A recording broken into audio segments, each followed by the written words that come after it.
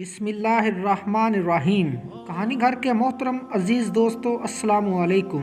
Baghdad के मशहूर शराब खाने के दरवाजे पर दस्तक हुई। शराब खाने के मालिक ने नशे में धुत नंगे पांव लड़खड़ाते हुए दरवाज़ा खोला तो उसके सामने सादा लिबास में एक पुरवकार शख्स खड़ा था। मालिक ने कुताए हुए लहजे में कहा, माजरत चाहता हूँ, सब मुलाजम जा चुके हैं। ये शराब खाना बंद करने का वक्त है, आप कल आइएगा। इससे पहले कि मालिक वापस पलटता, अजनबी ने उसके कंधे पर हाथ रखकर कहा, मुझे बशर बिन हारिस से मिलना है, उसका नाम बहुत अहम पैगाम है। शराब खाने के मालिक ने चौंक कर कहा, बोलिए, मेरा नाम ही बशर बिन हारिस है।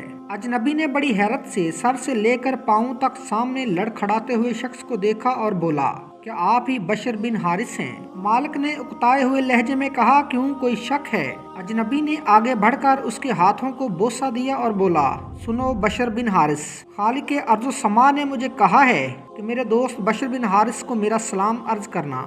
जो इज्जत तुमने मेरे नाम को दी थी, वही इज्जत रहती दुनिया तक तुम्हारे नाम को मिलेगी। इतना सुनना था कि बशर बिन हारिस की निगाहों में वो मंजर घूम गया जब एक दिन हस्बे मामूल वो नशे में धुत चला जा रहा था कि उसकी नज़र गंदगी के ढेर पर पड़े एक कागज़ पर पड़ी जिस पर इसमें अल्लाह लिखा हुआ था। बशर ने कागज़ को बड़े एहतराम से चूमा, साफ करके खुशबू लगाई और पाक जगह पर रख दिया और कहा, ए मालिक अर्शल अजीम, ये जगह तो बशर का मुकाम है, तुम्हारा नहीं।